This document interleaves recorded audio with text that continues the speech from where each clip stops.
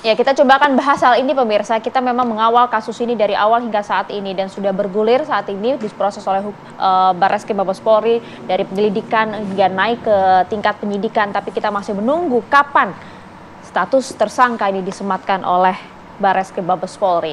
Akankah kemudian terwujud atau tidak? Kita coba akan bahas hal ini bersama dengan sejumlah narasumber kami. Sudah hadir ada Mas Muhammad Najih Arobadloni, pengamat pendidikan Islam, sekaligus juga beliau ini merupakan Badan Penanggulangan Ekstremisme dan Terorisme MUI ya Mas ya. Betul. Selamat pagi, assalamualaikum. Ya, selamat pagi, waalaikumsalam warahmatullahi wabarakatuh. Ya, itu kan prosesnya kita tahu masih bergulir gitu. Nah, dikaitkannya soal Al Zaitun ini berkaitan erat pasti dengan NI KW 9 gitu ya. Nah, perjalanannya kan panjang ya Mas ya. Iya.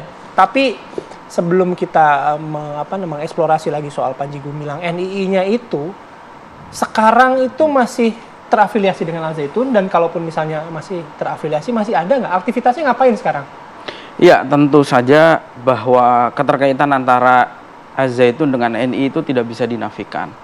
Itu suatu fakta yang saya kira terang benderang ya, dan banyak sekali bukti-bukti terkait hal tersebut. Kalau NII sendiri, NII kan dari mulai awal didirikan oleh namanya Sekar Maji Kertoswiryo untuk mendirikan negara Islam. Sampai hari ini sebetulnya pergerakan mereka masih terus berjalan ya, meskipun gerakan militer terakhir mereka itu tahun 1962 ya. Setelah pasca tahun 1962 mereka mereorganisasi ya. Kemudian Kertoswiryo kan akhirnya dihukum mati di zaman Presiden Soekarno. Sudah dibubarkan kan pada saat itu sudah ya? dibubarkan, tetapi gerakan mereka tetap berjalan. Dan beberapa kasus itu terjadi, artinya beberapa jadi gini, NII itu kan induk organisasi teror yang ada di Indonesia. Baik itu yang ada hari ini seperti Jamaah Islamiyah, JI, maupun Jamaah Ansarud Daulah, JAD. Kalau kita runut, genealoginya akan sampai ke NII. Karena pendiri JI, Abu Bakar Ba'asyir dan Abdullah Sungkar itu adalah anggota NII. Jadi sebetulnya NII ini induk organisasi teror yang ada di Indonesia. Beranak pinak, cukup banyak berkembang. NII sendiri juga tetap berkembang ya. Kan dulu berkembang di Aceh, berkembang di Sulawesi, ada Kahar Mudzakkar, ada Daud Bereh, dan seterusnya. Termasuk beberapa kasus pengeboman yang pernah terjadi di Indonesia itu juga sangat terkait dengan NII. Nah masuknya Panji Gumilang kemudian dianggap Al Zaitun kemudian terafiliasi dengan NII, itu sejak kapan dan apa yang membuat Panji Gumilang ini ya seolah-olah sulit tersentuh gitu? Kalau keterkaitan sejak awal berdirinya Al Zaitun itu terkait dengan NII. Jadi kan Panji Gumilang ini komandan KW 9, Komandemen Wilayah 9 ya. Kemudian di tahun 60-an dia terpengaruh oleh ajaran Isa Bugis. Jadi selain NII, dia ini terpengaruh juga oleh ajaran Isa Bugis. Nah, kemudian juga ada namanya Karim Hasan, Lembaga Kerasulan. Jadi Panji Gumilang ini sudah sinkretik sebenarnya. Nah, kemudian di Cisaat Sukabumi tahun 70-an dia menyebarkan ajaran Isa Bugis itu. Lalu kemudian diusir oleh warga, ditolak oleh warga. Kemudian dia memindahkan wilayah propagandanya ini ke Subang, kemudian ke Indramayu. Nah, di Indramayu itulah dia melakukan restrukturisasi tadi. Dia mulai mengubah strateginya dari yang tadinya Kertoswiryo itu menggunakan militer, dia menggunakan pendekatan lain, membuat gerakan civil society seperti Masyarakat Indonesia Membangun, Yayasan Pesantren Indonesia, sampai dengan sekarang namanya LMK. Nah, ini yang membawahi Al Zaitun. Jadi Al Zaitun sejak awal berdirinya itu terkait dengan NII ya. Sampai dengan hari ini tidak pernah ada pernyataan bahwa mereka itu sudah keluar dari NII. Mas Najih, kalau sejak awal kemudian dibangunnya Al Zaitun ini memang terafiliasi dengan NII, dengan adanya Panji Gumilang yang juga tercemar oleh paham Isa Bugis, mengapa kemudian bisa lolos Al Zaitun kemudian mendapatkan izin oleh pemerintah? Iya, sebetulnya begini. Ya, ini kan informasi yang mungkin tidak banyak diketahui oleh publik ya. Panji Gumilang itu sebetulnya dulu waktu NII dibubarkan itu kan banyak beberapa tokoh NII itu digalang oleh pemerintah, direkrutlah oleh intelijen. Nah, ini dibina? Iya, dibina. Gitu. Termasuk Panji Gumilang. Waktu itu kepentingan pemerintah dua, ya tidak sepenuhnya salah ya, mungkin juga beberapa nama pejabat disebut dalam hal ini. Tidak sepenuhnya salah sebetulnya, karena waktu itu mindset pemerintah pada saat itu yang pertama harus menundukkan gerakan mereka itu. Yang kedua, mereka NII ini bermanfaat untuk meredam aksi PKI. Nah, karena dua hal ini. Kemudian dari situ Panji Gumilang mengenal banyak perwira intelijen sebetulnya. Jadi Panji Gumilang termasuk adiknya kan akhirnya menjadi agen aktif di BIN ya, yang MYRAS itu, Muhammad Yusuf Rasidi itu. Nah, Panji Gumilang sendiri memanfaatkan kedekatannya dengan beberapa tokoh intelijen itu untuk mendirikan Al-Zaitun. Sehingga ketika NII dibubarkan dan banyak tokoh NII ditangkap, Panji Gumilang tetap selamat. Padahal dia di lapangan, anggota-anggota itu mengaku bahwa pimpinannya adalah Panji Gumilang. Tapi anggotanya ditangkap, Panji Gumilang tetap bebas sampai dengan hari ini. Dan saya juga masih ragu sebetulnya pemerintah serius menangani ini. Karena pernyataan terakhir dari Wakil Presiden menyatakan bahwa tidak akan menutup Al-Zaitun. Ya, ini sama kasusnya dengan pada saat investigasi 2002 kemarin ya dari MUI yang kemudian hasilnya ya pembinaan. Hingga saat ini begitu. Ya, kalau pembinaan kan dari dulu, dari awal berdirinya itu pembinaan, mau sampai kapan? Ini persoalan akan jadi bom waktu dan terus-menerus ini akan secara periodik akan menjadi persoalan kembali kalau tidak ditangani secara serius hari ini. Tapi memang ini kan kepentingan politiknya kental ya. NII itu bagaimanapun kan masanya cukup besar, ratusan ribu. Ada yang memperkirakan itu 300.000 anggotanya. Nah, itu kan ini kan suatu suara yang besar bagi politisi gitu. Artinya ada suara yang besar. Di Al-Zaitun sendiri kan setiap pemilu juga ada TPS-TPS yang didirikan di sana. Dan ini anggotanya solid gitu. Artinya Imam Panji Gumilang bilang apapun, 300.000 ini akan ikut. Oke, Mas, gitu. Soal bom waktu yang tadi Anda sampaikan gitu ya. Bom waktunya akan seperti apa bayangannya? Karena apakah masih memiliki semangat negara Islam Indonesia begitu, mendirikan negara sendiri gitu? Iya, pertama mereka kan mengajarkan NKRI itu bahwa di sana ada bendera dan seterusnya, itu kan sebetulnya kamuflase. Ini suatu hal yang klise dan itu sering sekali terjadi di kelompok teror manapun, pasti melakukan kamuflase atau yang di dalam bahasa lain kadang-kadang disebut takiyah gitu atau namanya bitona. Itu kan suatu hal yang kepura-puraan gitu. Tapi kan pendidikan anti NKRI kemudian takfiri itu kan sangat berbahaya gitu. Satu, anti negara, yang kedua intoleran karena menganggap kelompok di luarnya adalah kafir gitu. Kemudian yang lain tentu saja adalah penyimpangannya yang diadopsi dari ajaran Isa Bugis tadi. Ini kan bisa merusak tatanan keagamaan masyarakat dan ini masyarakat bisa menjadi korban untuk penyesatan-penyesatannya. Sekarang kalau misalnya Panji Gumilang ini kan tidak menyebarkan ajarannya untuk internalnya, sekarang kan dipropagandakan ke publik. Dengan kanal YouTube gitu. dan lain-lain dengan kanal YouTube-nya, dengan video-video saluran-saluran yang lain termasuk di televisi. Bahkan ketika Panji Gumilang muncul di ruang-ruang publik seperti di Bareskrim kemarin, dia menyampaikan salam Yahudinya, kemudian dan seterusnya. Ini kan kalau pemerintah tidak memproteksi, artinya tidak menindak Panji Gumilang dan Al-Zaitun, maka besar kemungkinan yang menjadi korban adalah masyarakat kita sendiri. Mas, bagaimana seorang Panji Gumilang menginfiltrasi pemahamannya kepada siapapun yang ada di Al-Zaitun? Apakah itu terbatas pada kelompok tertentu? Karena kita kan sempat bicara nih sama alumninya ya, alumninya sih kalau Sandri bilang pengajarannya nggak ada yang berbeda kok gitu dengan kurikulum dan lain sebagainya. Bahkan alumninya pun malah menyampaikan kita juga nggak dipaksa ikut-ikutan gitu. Nah, siapa saja yang menjadi target begitu loh Panji Gumilang untuk mengikut dalam NII? Iya, kita memahami kalau itu yang bicara alumni ya, karena kan bagaimanapun kalau misalnya tabir Al-Zaitun ini terbuka kan yang menjadi korban adalah alumni. Image-nya bagaimana nanti di masyarakat gitu. Tetapi ini kan demi kepentingan yang lebih besar yaitu bangsa dan negara. Sekarang kalau di ruang publik saja dipropagandakan, apalagi yang ada di dalam pesantren Al-Zaitun. Kan begitu logikanya. Nah, ada menurut beberapa wali santri juga ya, dan beberapa ada alumni yang lain juga, versi yang lain, dia yang bercerita bahwa sebetulnya kurikulumnya memang ada kurikulum yang formal ya, artinya ada kurikulum, digunakan kurikulum Kementerian Agama dan beberapa buku yang diambil dari Gontor gitu. Tetapi di luar itu kan ada hidden kurikulum.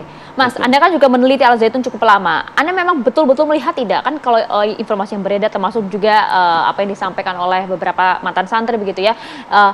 Memang di dalam itu memang nampak ada dua kelompok yang berbeda, yaitu memang kelompok para santri yang memang betul-betul sekolah di sana untuk menuntut ilmu dengan diberikan kurikulum yang semestinya sesuai dengan Kementerian Agama. Ada juga memang para santri yang berasal dari anak-anak jamaah NI yang kemudian juga diberikan pemahaman NI di sana. Nah, Anda juga melihat hal ini tidak? Ya. Dijawabin nanti ya Mas, usai jeda saat lagi. Ya, tidak hanya Mas Najis saja yang sudah hadir di studio, tapi juga sudah terhubung melalui sambungan Zoom. Ada narasumber kami, Mas Al Haidar, analis kajian terorisme, dan juga mantan anggota NII. Mas Haidar, selamat pagi. Assalamualaikum. Waalaikumsalam. Ya, Ya, Mas Haidar, judul kita pada pagi hari Ya. ini, Panji Gumilang dari Al Zaitun hingga NII. Tapi kita lihat juga proses apa yang dilakukan oleh pemerintah hingga saat ini sudah masuk ke ranah pidana, bahkan juga sudah beberapa hal disampaikan. Memang ada dugaan besar kuat mengarah ke afiliasi dengan NII. Tapi nampaknya kok dengan bayangan dibubarkannya Al Zaitun tuh kok kayaknya hanya hayalan semata begitu. Anda melihat ini juga nggak sih, Mas?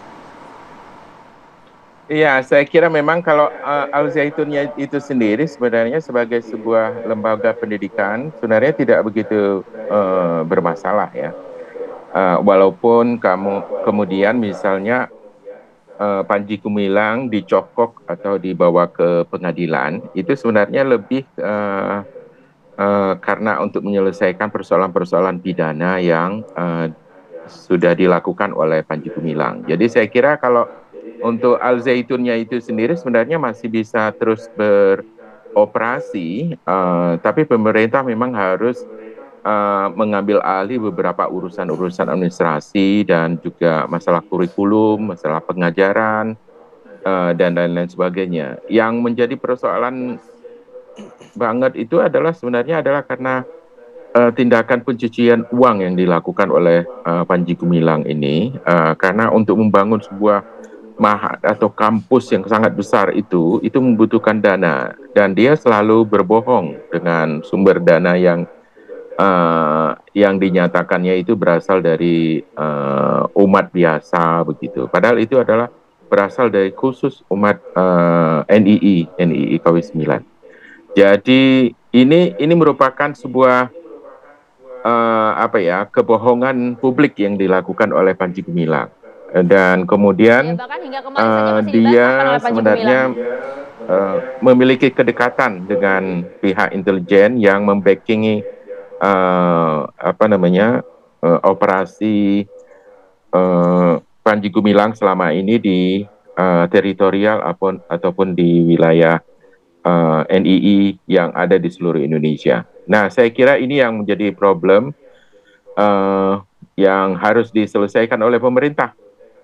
Selain itu, kita harus tahu bahwa Panji Gumilang ini adalah orang yang menganut ideologi Isa Bugis. Nah, ideologi Isa Bugis ini merupakan ideologi kombinasi ataupun sinkretisasi ya dari berbagai agama. Jadi ada agama Islam, ada agama Yahudi, ada agama Kristen. Kemudian juga ada beberapa ideologi besar seperti komunisme, sosialisme, kemudian Leninisme, Marxisme ya. Kemudian juga metode-metode yang dilaksanakan di NII Al Zaitun ini memang agak berbeda dengan di kampus Mahat Al Zaitun. Karena kalau kampus Mahat Al Zaitun itu sebenarnya lebih dominan diterapkannya metode atau kurikulum dari pemerintah. Sementara kalau di NII KW9 itu sendiri atau di Idariyah, di teritorialnya itu mereka lebih banyak menerapkan prinsip-prinsip Isa Bugis itu. Nah, ini berbeda sekali ideologi Isa Bugis ini dengan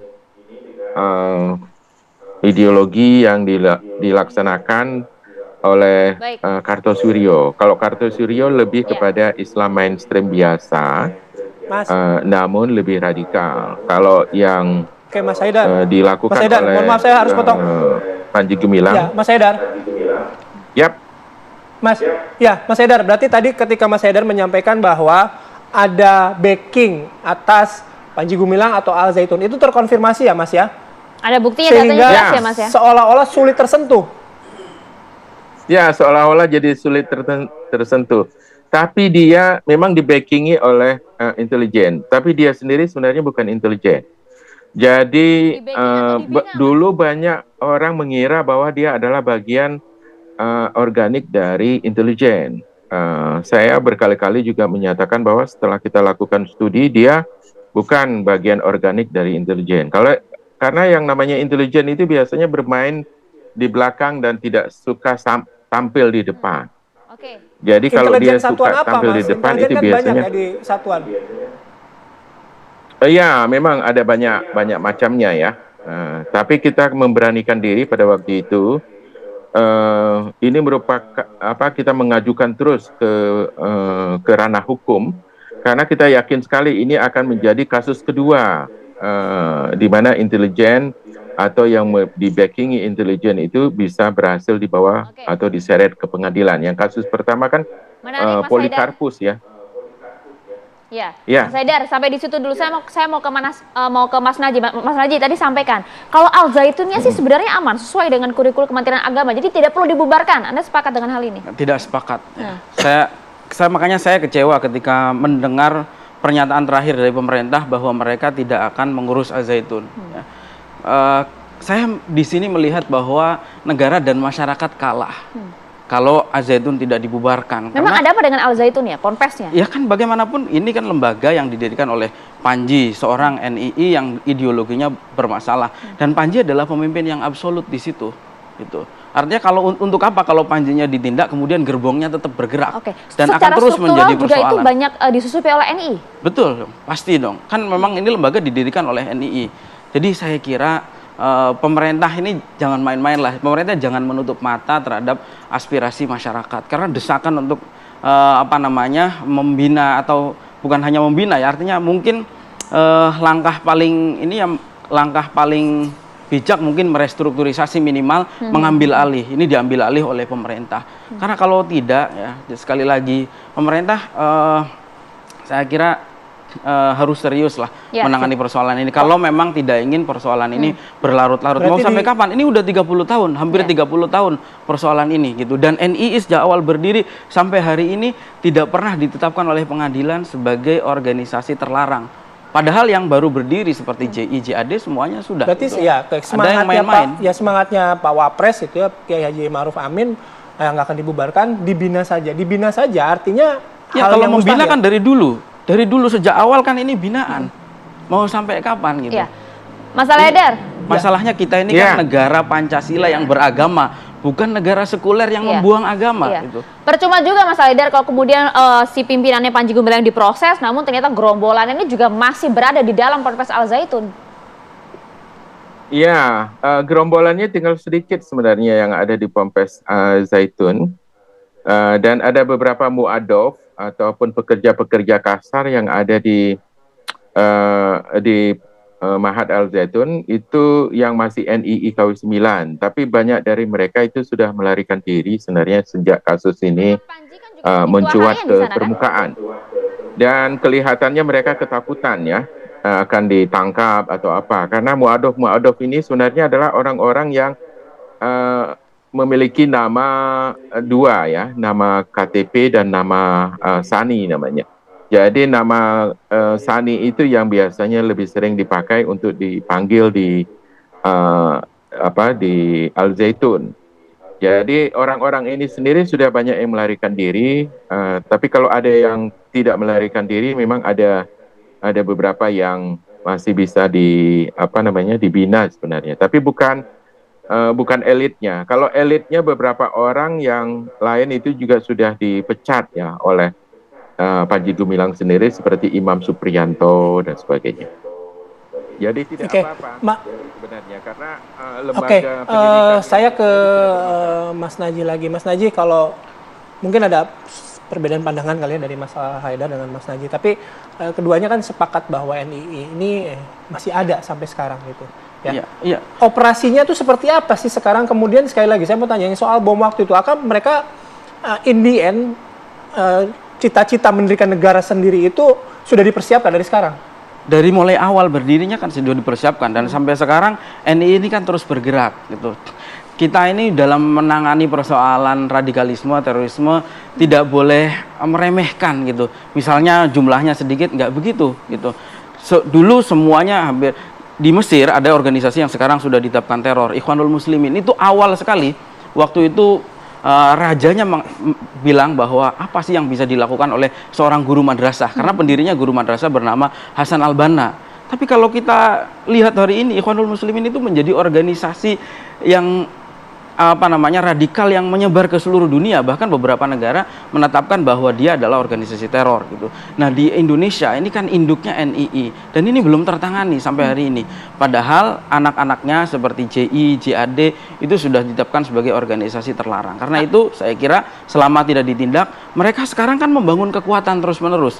Dan kalau kita mengikuti perkembangan Densus 88 maupun BNPT ini kan banyak sekali menindak NII di daerah di Sumatera Barat. Beberapa orang bahkan adalah murid langsung Panji Gumilang tahun 2008. Tapi elitnya tidak, 2000, gitu ya? Nah, elitnya tidak. Ini yang jadi persoalan. Jadi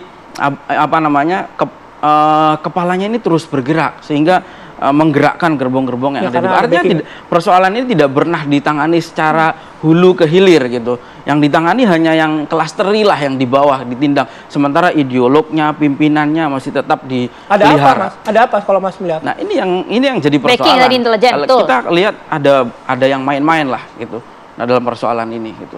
Yang tidak serius. Nanti kita ngobrol lagi sama kalau panjang kalau berbicara bersama Soalnya, dengan Mas Haidar dan juga Mas Naji ya. Iya, durasinya nanti kita tambah di lain waktu ya. Tapi Mas Naji makasih ya. Terima kasih banyak Mas Haidar juga terima kasih atas waktunya.